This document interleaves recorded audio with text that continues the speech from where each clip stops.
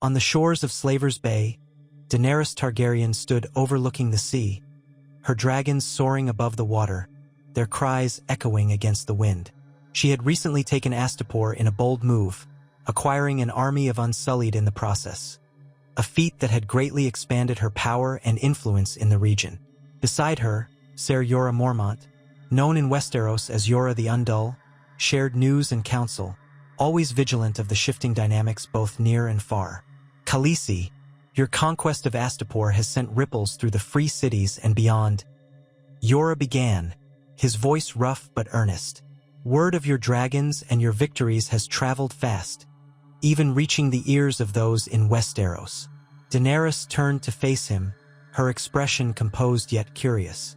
And what do they say in Westeros about us, Ser Jorah? Her interest in her ancestral homeland was both personal and political, a mix of her birthright and her growing ambition. They are wary, your grace, Jorah replied, choosing his words carefully. Your rise to power has not gone unnoticed. King Robert and his council are keeping an eye on your movements, considering the implications of your claim and your dragons. Daenerys's eyes narrowed slightly at the mention of the Baratheon king. Robert Baratheon still sits on the Iron Throne, then? Her tone was detached, yet the underlying note of disdain for the man who had usurped her family was unmistakable. For now, yes, Khaleesi, Jorah confirmed. But Westeros is ever a land of shifting allegiances and simmering conflicts. The Starks of Winterfell, the Lannisters of Casterly Rock, and other great houses continually vie for power and influence. Your presence and heritage could very well tip the scales should you choose to claim your father's throne. Daenerys looked out towards the horizon, her thoughts as distant as the lands she contemplated. And what of the people? Will they accept a Targaryen after all these years? Ser Jorah nodded slowly, his gaze steady on Daenerys. There are those who still remember your family with fondness and those who fear the madness of your father. Yet, with your dragons, you represent a power that could unite or terrify. It will depend much on how you present yourself, either as a conqueror or as a liberator. Daenerys absorbed his words, her resolve hardening. I will be both if I must. I will take what is mine with fire and blood, Ser Jorah, but I will also bring justice and fairness, unlike the usurpers who now hold my father's throne. Jorah bowed his head in respect. Then we must plan carefully, your grace. We need more allies, and we must strengthen our position further before crossing the narrow sea. The Game of Thrones is deadly, and you must be prepared in every way. Yes, we will continue to gather strength, Daenerys agreed, her voice filled with the promise of retribution and renewal. And one day soon, the dragons will return to Westeros. When they do, the realm will remember what it means to have a Targaryen as their queen. As they continued to discuss strategies and alliances, Daenerys felt the weight of her destiny upon her shoulders. She knew the road back to Westeros would be fraught with peril, but she also felt a fierce joy at the prospect of reclaiming her birthright. With each passing day, her dragons grew stronger, as did her resolve. Westeros would soon feel the heat of her fire and the strength of her will. As Daenerys Targaryen and Ser Jorah Mormont continued their discussion on the windswept shores near Astapor, a figure approached them, a red priest, clad in the distinctive fiery robes that marked the followers of R'hllor.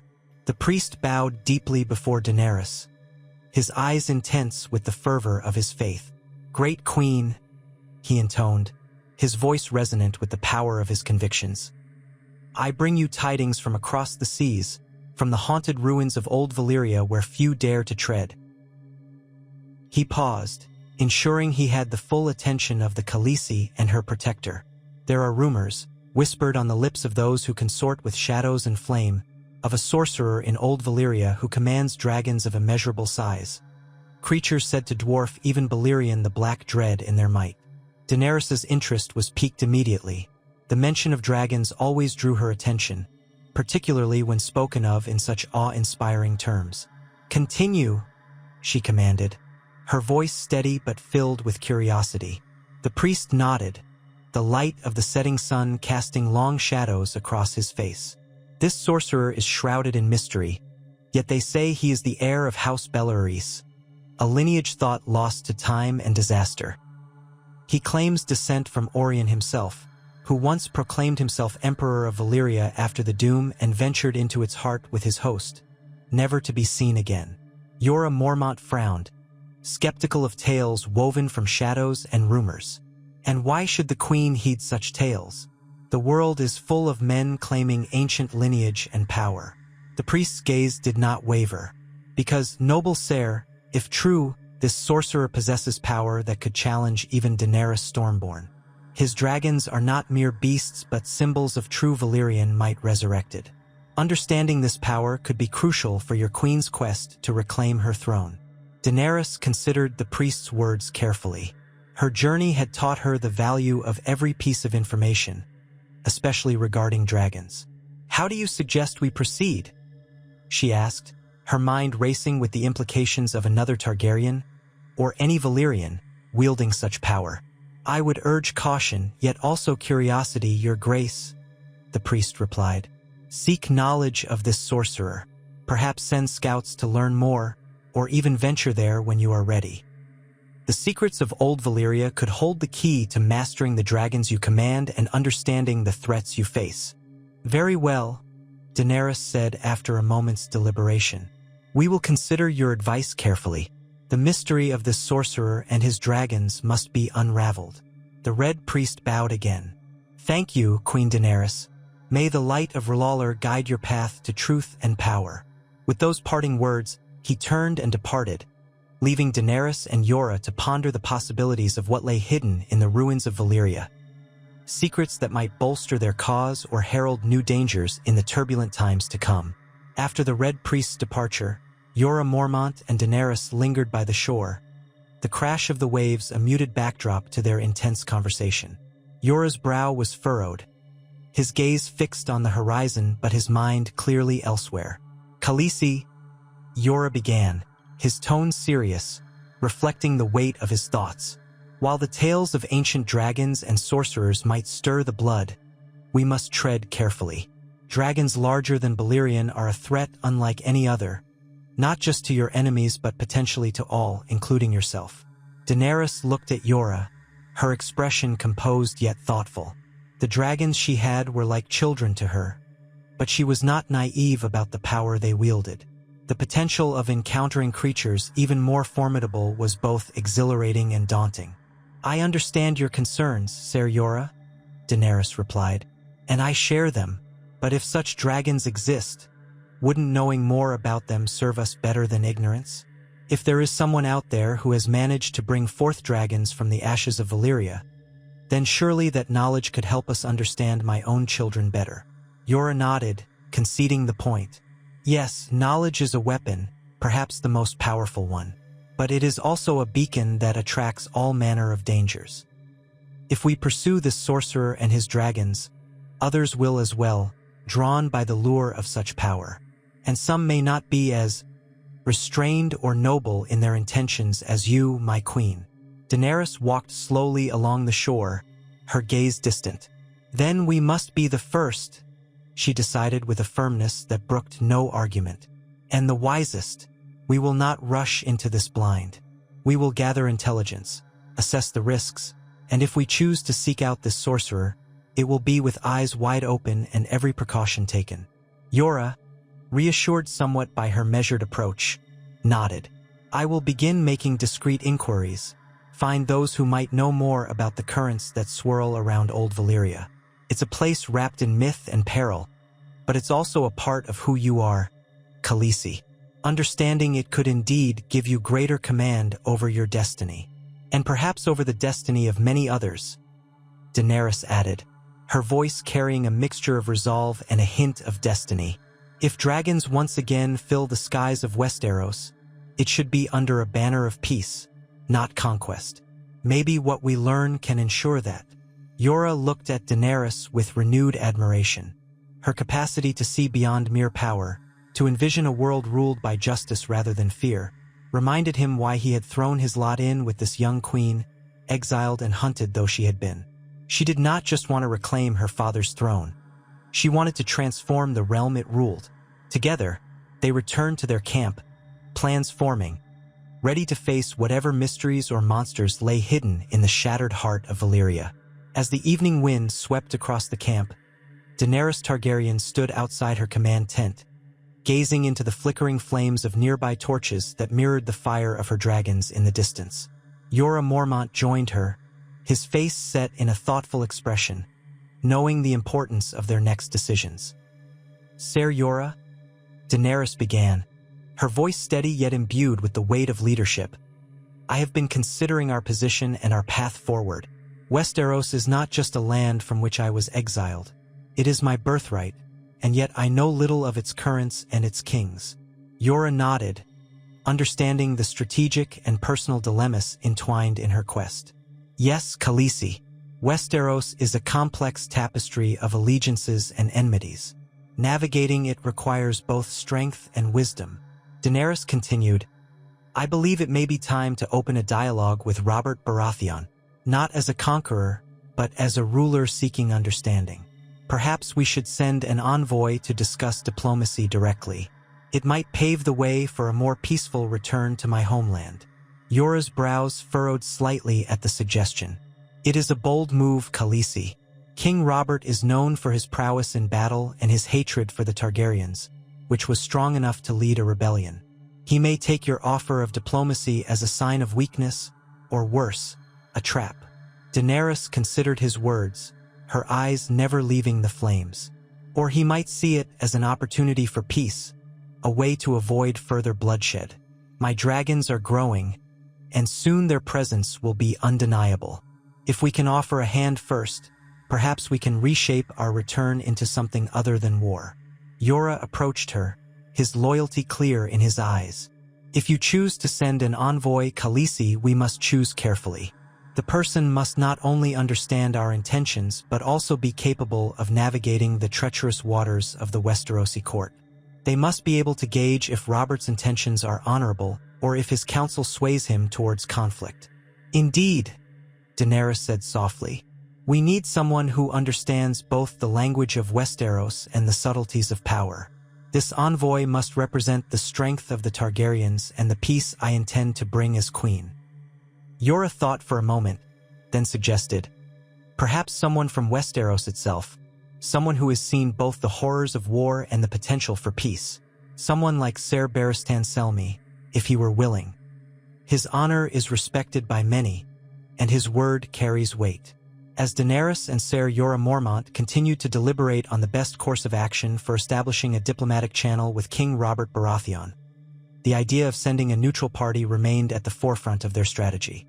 They sat in Daenerys' tent, a map of the known world spread out before them, indicating the vast distances and intricate politics between them and Westeros. "Khaleesi, if not a merchant or a scholar, perhaps we might consider another option," Jorah suggested after a moment of contemplation. "We could send a representative from the clergy, someone who speaks the language of peace and goodwill." Daenerys looked intrigued. "Do you have someone in mind, Ser Jorah?" "Yes, a red priest," Jorah proposed. "Their order is respected in many parts of the world for their dedication to the Lord of Light, and they are known to be powerful orators and diplomats. They have no direct ties to Westerosi politics, which could make them an ideal envoy to demonstrate our peaceful intentions." Daenerys considered the proposal carefully. A red priest could indeed carry our message of rebirth and change, themes that resonate deeply with their faith.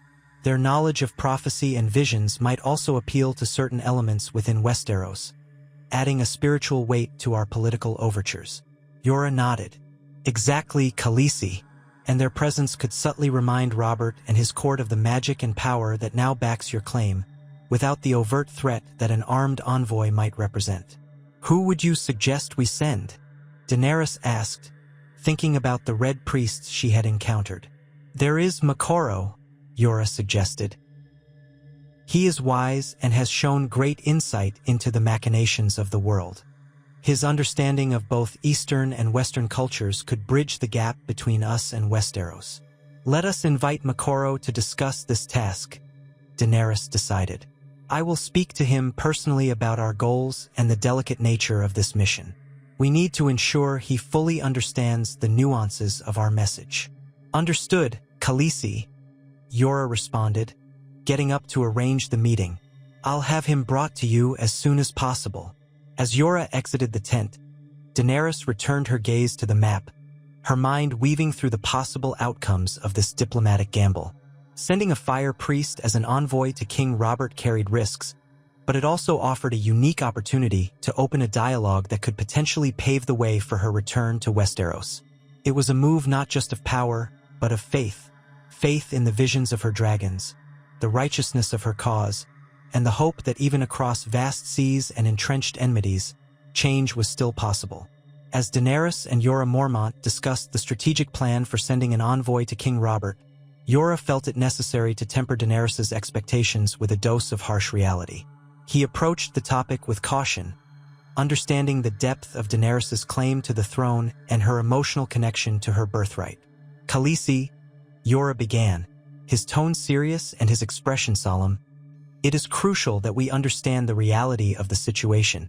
King Robert has held the throne for many years and won it by overthrowing your family.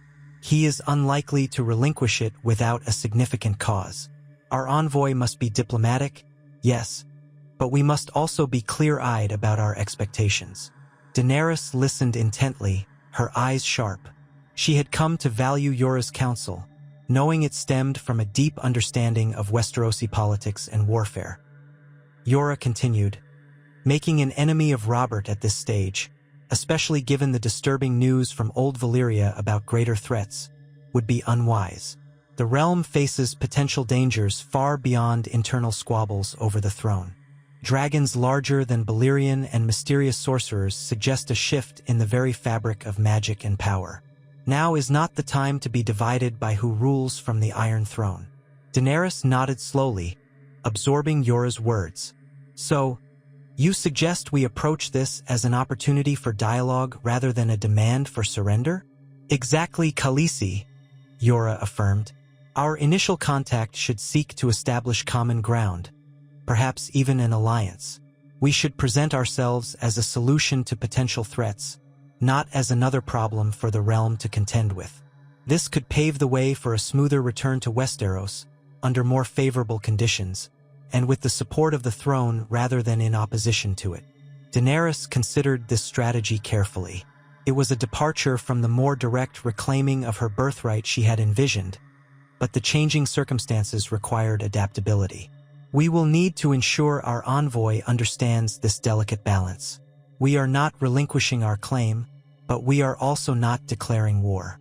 We are offering a hand, at least for now. Indeed, Khaleesi, Jorah agreed.